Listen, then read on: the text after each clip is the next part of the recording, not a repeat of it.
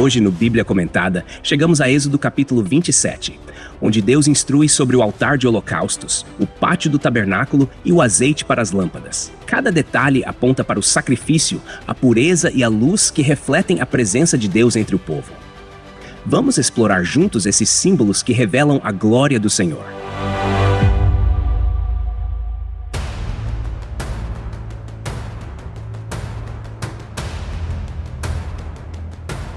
O altar de madeira de acácia, descrito em Êxodo, capítulo 27, dos versículos 1 ao 8, é uma peça central do tabernáculo, com instruções precisas que apontam para o cuidado de Deus em cada detalhe do culto. Feito de madeira de acácia, com dimensões especificadas de 5 côvados de comprimento e largura, formando um quadrado perfeito, e 3 côvados de altura, o altar é um símbolo de adoração e sacrifício. Esses números, quando traduzidos para nossa métrica contemporânea, indicam que o altar tinha aproximadamente 2,25 metros de largura e 1,35 metros de altura.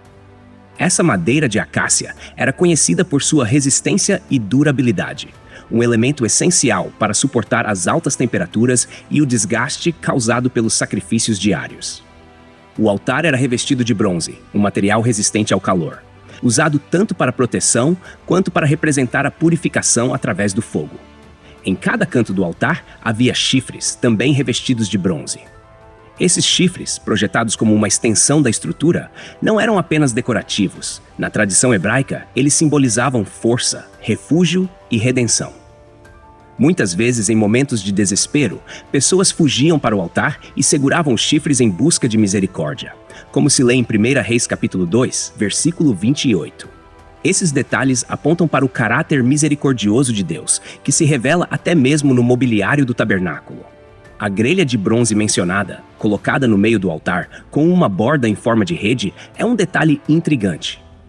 Essa grelha era posicionada abaixo da borda, permitindo que as cinzas caíssem e facilitando a limpeza. As argolas fixadas ao altar, usadas para passar varais de madeira de acácia revestidos de bronze, são um lembrete da portabilidade do tabernáculo. Como o povo de Israel ainda estava em jornada pelo deserto, tudo no tabernáculo precisava ser móvel. Essa mobilidade também reflete a natureza peregrina da vida espiritual, lembrando que nosso lugar definitivo não está nesta terra, mas em Deus. O altar não era apenas um símbolo estático, ele era funcional e central na adoração de Israel. Os sacrifícios diários realizados nele apontavam para a expiação dos pecados do povo e para a comunhão com Deus. Esses sacrifícios eram realizados continuamente, reforçando a necessidade de redenção constante e a gravidade do pecado. A fumaça que subia dos sacrifícios era vista como um aroma agradável ao Senhor, um conceito profundamente significativo para Israel, pois indicava que Deus aceitava o esforço do povo para se aproximar dele. O contexto histórico do altar revela ainda mais seu significado. O altar lembra os sistemas de sacrifício de outros povos antigos do Oriente Próximo, como os egípcios e os cananeus, mas se distingue por seu propósito centralizado na aliança com o Deus único e verdadeiro. Enquanto os altares de outras culturas frequentemente eram usados para apaziguar deuses temíveis e caprichosos, o altar do tabernáculo servia a um Deus que desejava se relacionar com seu povo. Essa diferença era fundamental e destacava Israel entre as nações. Os utensílios do altar, mencionados brevemente nos versículos, também têm um papel essencial. As pás eram usadas para retirar as cinzas, as bacias para coletar o sangue dos sacrifícios, os garfos para manipular as ofertas e os braseiros para transportar o fogo sagrado. Cada ferramenta era feita com bronze, enfatizando a uniformidade do material e a pureza necessária para o serviço no altar. Na perspectiva mais ampla da revelação bíblica, o altar de bronze do tabernáculo aponta para o sacrifício perfeito de Cristo. Em Hebreus capítulo 13, versículo 10, vemos a conexão entre o altar do Antigo Testamento e o sacrifício de Jesus, que foi oferecido fora do arraial. O altar é um lembrete de que o sacrifício é essencial para que o homem pecador possa se aproximar de Deus. Cristo se torna o cumprimento e a superação desse sistema, oferecendo-se de uma vez por todas. Arqueologicamente, descobertas de altares antigos na região do Oriente Médio corroboram a existência de práticas semelhantes às descritas na Bíblia. A precisão dos detalhes apresentados em Êxodo, como o uso de bronze, madeira resistente e a função dos utensílios, reflete um conhecimento técnico avançado e confirma a autenticidade do relato mosaico. Esse altar, com sua simplicidade e profundidade, nos ensina sobre a necessidade de reverência, santidade e preparação no culto a Deus. Ele nos lembra que nada no tabernáculo era acidental, mas tudo tinha um propósito divino, apontando para o plano maior da redenção que se concretizaria em Jesus Cristo. É impossível não se maravilhar com a riqueza simbólica que cada detalhe carrega, mesmo em algo aparentemente simples como o altar de madeira revestido de bronze. Seguindo a narrativa de Êxodo capítulo 27, do versículo 9 ao 19, somos introduzidos às instruções para o pátio do tabernáculo, uma área ampla e bem definida, cercada por cortinas de linho fino torcido. Esse pátio era um espaço de transição entre o mundo externo e o lugar sagrado, onde os israelitas traziam suas ofertas e observavam os sacerdotes realizando os sacrifícios. A estrutura e a disposição dos elementos do pátio reforçavam a ideia de que a aproximação a Deus exigia ordem, santidade e reverência. As cortinas que formavam o perímetro do pátio eram feitas de linho fino torcido, um material que representava pureza e retidão. Esse linho não era qualquer tecido, ele era o produto de um trabalho cuidadoso e extenuante, desde o cultivo até o entrelaçamento dos fios. O comprimento total do pátio era de 100 côvados, ou cerca de 45 metros, enquanto sua largura era de 50 côvados, aproximadamente 22 metros e meio.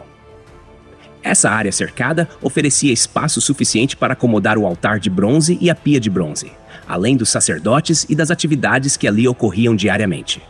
As colunas e suas bases eram feitas de bronze, enquanto os ganchos e as molduras superiores das colunas eram de prata. Esse contraste entre o bronze e a prata adicionava um elemento estético e funcional, mas também carregava um simbolismo espiritual. O bronze, com sua associação ao julgamento e à purificação pelo fogo, era uma constante no tabernáculo. A prata, por outro lado, frequentemente simbolizava a redenção, como vemos no resgate dos primogênitos em Números capítulo 18, versículo 16. Esses materiais, trabalhados de forma tão minuciosa, também demonstram o valor que Deus atribui à adoração e ao serviço em sua presença. O portão do pátio, localizado no lado leste, era uma entrada distinta e altamente simbólica. Com 20 côvados de largura, aproximadamente 9 metros, ele era coberto por uma cortina de tecido azul, púrpura, escarlate e linho fino torcido, trabalhada com arte. Cada uma dessas cores carregava um significado teológico profundo. O azul apontava para os céus, simbolizando a divindade e a transcendência de Deus. A púrpura era um sinal de realeza, lembrando que o Senhor é o Rei soberano. O escarlate evocava o sangue do sacrifício, um prenúncio do sacrifício de Cristo, e o linho fino novamente reforçava a pureza.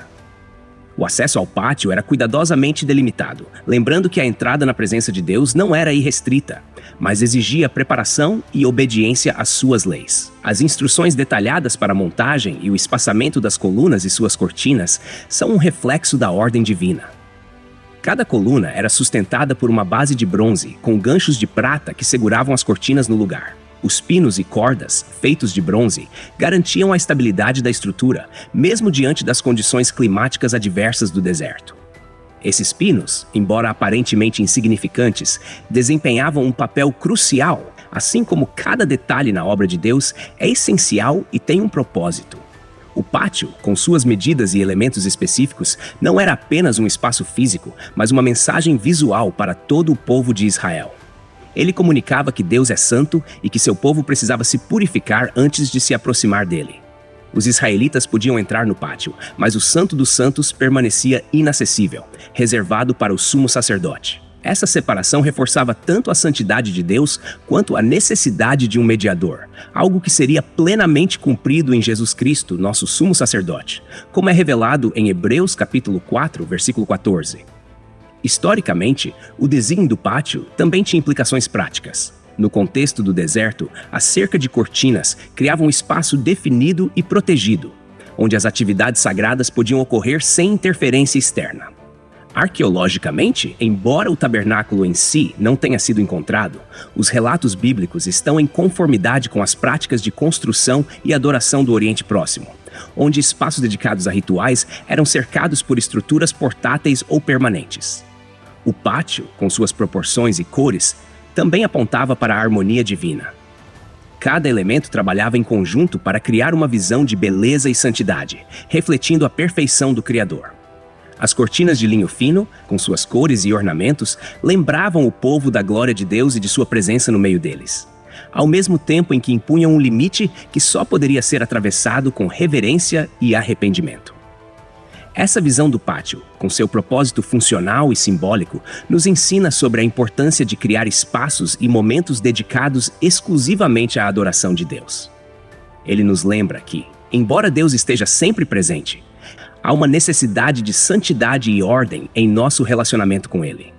O pátio do tabernáculo, assim como o altar de bronze, aponta para o plano maior da redenção e nos conduz a uma reflexão profunda sobre o privilégio de estar na presença do Senhor. Nos versículos 20 e 21 de Êxodo capítulo 27, as instruções se voltam para o óleo puro de oliva batido, que deveria ser usado para manter continuamente acesas as lâmpadas no candelabro de ouro puro dentro do tabernáculo. Este óleo, cuidadosamente preparado, não era um produto comum. Ele demandava um processo específico e meticuloso. As azeitonas eram batidas e não esmagadas, para que o óleo resultante fosse de alta qualidade, puro e sem impurezas. Esse detalhe, aparentemente técnico, aponta para a pureza exigida por Deus em tudo que se relaciona ao seu culto. Assim como o óleo precisava ser puro, também é necessário que nossa adoração seja genuína, limpa de qualquer motivação egoísta ou pecado oculto. O texto especifica que esse óleo seria usado para alimentar o candelabro, que ficava na tenda da congregação, fora do véu que separava o santo lugar do Santo dos Santos. As lâmpadas deveriam ser mantidas continuamente acesas, desde o entardecer até a manhã. Esse ato era responsabilidade de Arão e de seus filhos, como um estatuto perpétuo entre os israelitas. Essa luz constante simbolizava a presença de Deus no meio do seu povo, uma lembrança de que ele nunca os deixaria em trevas, nem mesmo durante as longas noites no deserto. A luz que brilhava continuamente no tabernáculo era um prenúncio da luz que seria revelada plenamente em Jesus Cristo, como mencionado em João capítulo 8, versículo 12, onde ele diz: "Eu sou a luz do mundo. Quem me segue nunca andará em trevas, mas terá a luz da vida." Esse óleo, como parte do serviço contínuo, envolvia tanto o povo quanto os sacerdotes. Embora fosse responsabilidade de Arão e seus filhos manter as lâmpadas acesas, o povo contribuía com as azeitonas que seriam usadas para preparar o óleo. Assim, o serviço no tabernáculo era uma colaboração entre os sacerdotes, como mediadores, e o povo que oferecia os recursos necessários. Isso nos lembra de que a adoração a Deus não é um ato isolado, mas comunitário. Todos têm um papel a desempenhar, seja grande ou pequeno, e cada contribuição é essencial para a obra de Deus. A luz do candelabro iluminava o santo lugar, revelando o pão da proposição sobre a mesa e os detalhes das cortinas e móveis que adornavam o espaço. Sem essa luz, o santo lugar permaneceria escuro. Esse detalhe prático reforça uma lição espiritual. É a luz de Deus que revela o que é santo e digno. Sem ela, estamos cegos, incapazes de discernir o que é puro ou correto. Assim como as lâmpadas iluminavam o tabernáculo, a palavra de Deus ilumina nossos corações e mentes, guiando-nos no caminho da justiça. Arqueologicamente, a prática de manter lâmpadas acesas em lugares de adoração não era exclusiva de Israel. Muitos povos antigos, incluindo os egípcios e mesopotâmicos, utilizavam lâmpadas em seus templos. No entanto, enquanto as lâmpadas desses povos eram associadas a deuses inconstantes e caprichosos, a luz do candelabro no tabernáculo simbolizava a fidelidade e constância de um Deus que não muda. Refletindo sobre todo o capítulo, percebemos que cada elemento do tabernáculo, desde o altar de bronze até o pátio e o candelabro iluminado, aponta para a grandeza e santidade de Deus, ao mesmo tempo em que revela sua graça ao permitir que um povo pecador se aproxime dele. As instruções detalhadas mostram que Deus não apenas estabelece padrões elevados, mas também fornece os meios para que seu povo os cumpra. Ele é o Deus da aliança, que caminha com seu povo no deserto, fornecendo direção, provisão e presença. Para quem ouve, o convite é claro. Assim como os israelitas contribuíram com o óleo puro para manter a luz acesa, somos chamados a oferecer a Deus o melhor de nossas vidas. Nossa dedicação, nosso tempo e nossos recursos devem ser entregues a Ele como parte de um culto vivo e contínuo. O altar, o pátio e o candelabro nos lembram que a verdadeira adoração começa com sacrifício, se move através da santidade e culmina na luz que vem de Deus. Enquanto refletimos sobre a riqueza de significados neste capítulo, é impossível não enxergar o cumprimento perfeito de cada símbolo em Cristo. Ele é o sacrifício que purifica nossos pecados, o sumo sacerdote que intercede por nós, o véu que foi rasgado para nos dar acesso ao Pai e a luz que ilumina o mundo. Assim, o tabernáculo, com todos os seus detalhes, não é apenas um eco distante de um sistema antigo, mas um lembrete constante de que Deus está no meio de seu povo, chamando-nos para a santidade e para a comunhão com Ele. É um convite para entrar no pátio, aproximar-se do altar e caminhar na luz que nunca se apaga.